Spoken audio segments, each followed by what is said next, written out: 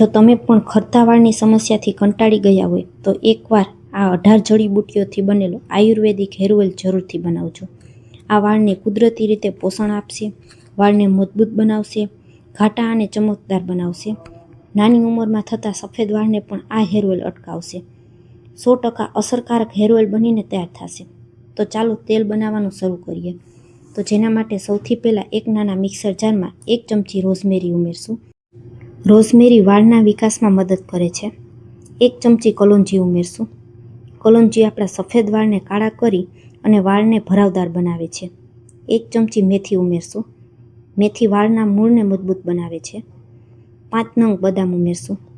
બદામમાં vitamin E ભરપૂર માત્રામાં હોવાથી વાળને મજબૂત અને સ્મૂથ બનાવે છે. 2 નંગ અખરોટ ઉમેરશું. અખરોટમાં બાયોટીન હોવાથી વાળને પોષણ મળે છે. 3 થી 4 નંગ શિકાકાઈ ઉમેરશું, જે ખોડાને દૂર કરે છે. 6 થી 7 નંગ જેટલા સૂકેલા આમળા ઉમેરશું. આમળા વાળને લાંબા અને મજબૂત બનાવી સફેદ થતાં અટકાવશે. ત્યાર પછી ગુલાબની પાંદડીઓ ઉમેરશું. ગુલાબની પાંદડીઓ સ્કેલ્પને ઠંડક આપે છે. ત્યાર પછી આપણે ભૃંગરાજ ઉમેરશું. ભૃંગરાજ ખરતા વાળને અટકાવે છે. ભૃંગરાજને આયુર્વેદમાં કેસરાજ પણ કહેવામાં આવે છે. વાળની અનેક સમસ્યાઓ માટે ભૃંગરાજ ખૂબ જ ઉપયોગી છે. ત્યાર પછી 1 મુઠ્ઠી જેટલો કડવો લીમડો ઉમેરશું. કડવા લીમડામાં એન્ટીબેક્ટેરિયલ અને એન્ટીફંગલ્સ ગુણો હોવાથી તે આપણા માથામાં રહેલા ખોડા અને ખંજવાળને દૂર કરે છે. 1 મુઠ્ઠી જેટલો મીઠો લીમડો ઉમેરશું. મીઠો લીમડો વાળના મૂળને મજબૂત બનાવે છે અને અકાળે થતા સફેદ વાળને અટકાવે છે. જેના નાની ઉંમરમાં સફેદ વાળ થતા હોય તેને મીઠા લીમડાનો ઉપયોગ જરૂરથી કરવો જોઈએ. બધી વસ્તુને આ રીતે મિક્સર જારમાં દળી લેવાની. હવે ત્યાર પછી તેલ બનાવવા માટે આપણે એક લોખંડની કડાઈ લેશું. કોઈ પણ આ રીતે લોખંડની જ કડાઈ લેવાની છે. આપણે બધા જાણીએ છીએ કે લોખંડમાં આયરન ભરપૂર માત્રામાં હોય છે. આ રીતે લોઢાની કડાઈમાં તેલ બનાવવાથી તેલ આપણું ડબલ પાવરવાળું તૈયાર થશે. હવે દળીને રાખેલી બધી વસ્તુ આપણે કડાઈમાં ઉમેરી દઈશું અને ત્યાર પછી આપણે 1 ચમચી તેમાં જાસૂદનો પાવડર ઉમેરશું. જાસૂદ વાળને ઘાટા અને ચમકદાર બનાવે છે. 1 ચમચી અળસી ઉમેરશું. અળસી ઓમેગા 3 થી ભરપૂર હોવાથી વાળને પોષણ આપશે. 1 ચમચી મહેંદી ઉમેરશું. જે મહેંદીનો પાવડર હોય તે લીધેલો છે. મહેંદી વાળને ઠંડક આપે છે.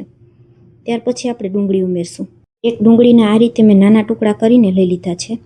ડુંગળીમાં સલ્ફર ભરપૂર માત્રામાં હોવાથી તે વાળના મૂળને મજબૂત કરે છે અને વાળના વિકાસમાં પણ મદદ થાય છે. આજકાલ તમને ખબર જ હશે કે ડુંગળીનું તેલ માર્કેટમાં ખૂબ જ વેચાઈ રહ્યું છે. ત્યાર પછી આપણે એલોવેરા લઈ લેશું. એલોવેરા અહીં મેં આ રીતે એક મોટો ટુકડો લીધેલો છે. તેને સાઈડમાંથી બંને બાજુ કાંટાનો ભાગ હોય તેને અલગ કરી અને ઉપરની છાલ પણ અલગ કરી દેવાની અને વચ્ચેથી આ રીતે આપણે પલ્પને લઈ લેશું. એલોવેરા આપણા ડ્રાય વાળને એકદમ સરસ સિલ્કી અને ચમકદાર બનાવશે. તો અહીં અડધા કપ જેટલો મેં એલોવેરાનો પલ્પ લીધેલો છે. ત્યાર પછી આપણે તેમાં નારિયેળનું તેલ ઉમેરશું. અહીં મેં આ રીતે 200 ગ્રામ તેલની બોટલ આવે તે 2 બોટલ નારિયેળ તેલ ઉમેરેલું છે.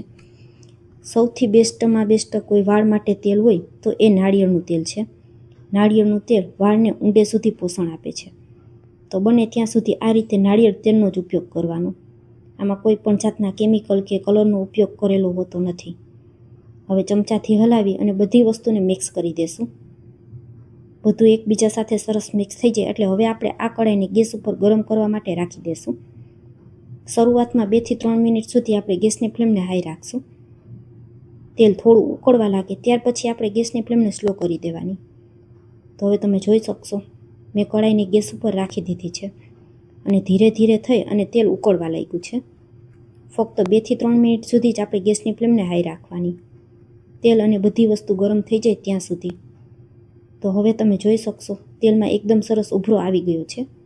તો આ સમયે આપણે ગેસની ફ્લેમને તરત જ સ્લો કરી દેવાની, જેથી કોઈ પણ વસ્તુ દાજી ન જાય. હવે 5 મિનિટ સુધી આ જ રીતે ધીમા તાપ ઉપર તેલને ઉકાળી લેવાનું. જેમ જેમ તેલ ઉકળશે તેમ તેમ તે બધી વસ્તુ નીચે બેસતી જશે અને તેલ આપણું ઉપર તળવા લાગશે. તમે જોઈ શકશો બધું એકદમ સરસ ઉપર તળવા લાગ્યું છે અને જેટલી પણ આયુર્વેદિક વસ્તુ ઉમેરેલી હતી તે બધી તેલમાં નીચે બેસી ગઈ છે. ચમચામાં લઈને જોઈએ તો તેલ આ રીતે એકદમ સરસ છૂટું થઈ અને હળવું થઈ ગયું છે. તો હવે આપણે ગેસની ફ્લેમને બંધ કરી અને તેલને એકદમ સરસ ઠંડુ થવા દેવાનું. તો 10 મિનિટ સુધી પંખા નીચે આપણે આ જ કડાઈમાં તેલને ઠંડુ થવા માટે રાખી દીધું હતું. હવે તેલને ગાળી લેશું. તો આ રીતે એક વાસણ લઈ લેવાનું, તેની ઉપર કોઈ પણ એક કોટનનું કપડું રાખી દેવાનું. આ રીતે કોઈ કલરિંગ કપડું હોય તેવું રાખવાનું. વ્હાઇટ કપડું રાખશો તો પછી તેમાંથી તેલના ડાઘ જશે નહીં. અને હવે તૈયાર કરેલું તેલ આ રીતે થોડું થોડું વાટકાની મદદથી રૂમાલની ઉપર ઉમેરી દેશું. એકી સાથે બધું જ તેલ આપણે ગાળી લેવાનું. તમે કોઈ કપડું નાનું લીધું હોય તો થોડું થોડું કરીને પણ તેલ ગાળી શકાય. રૂમાલના ચારે છેડાને આ રીતે ભેગા કરી અને પોટલી વાળી લેવાની. અને આ રીતે વાસણથી થોડું ઉપર રાખશો એટલે બધું તેલ તેની મેળાએ જ નીતળવા લાગશે. તેલ થોડું નીતરી જાય એટલે આપણે હાથેથી આ રીતે રૂમાલની આંટી ચડાવી અને બધું તેલ અલગ કરી લેવાનું. એક પણ ટીપું તેલ ન રહે ત્યાં સુધી આપણે તેને ગાળી લેવાનું. કપડાથી ગાળવાથી તેલ ખૂબ જ સરસ શુદ્ધ તૈયાર થશે. હવે પોટલી ખોલીને જોઈએ તો તમે જોઈ શકશો. હવે આમાં કોઈ પણ જાતનો વક રહ્યો નથી. એકદમ સરસ બધી વસ્તુ ડ્રાય થઈ ગઈ છે અને આપણું આયુર્વેદિક તેલ બની અને તૈયાર થઈ ગયું છે. તો હવે આપણે તેમાં વિટામિન ઈની કેપ્સ્યુલ ઉમેરી દઈશું. અહીં 4 કેપ્સ્યુલ ઉમેરવાની છે. અને હવે આ તેલને આપણે હલાવી અને કાચની બરણીમાં ભરી અને 6 મહિના સુધી સ્ટોર કરી શકીએ છીએ. બિલકુલ તે ખરાબ થશે નહીં. તો ફ્રેન્ડ્સ, તમને વિડીયો જરા પણ પસંદ આવે તો વિડીયોને એક લાઇક, શેર અને ચેનલને સબસ્ક્રાઈબ જરૂરથી કરજો. Thanks for watching.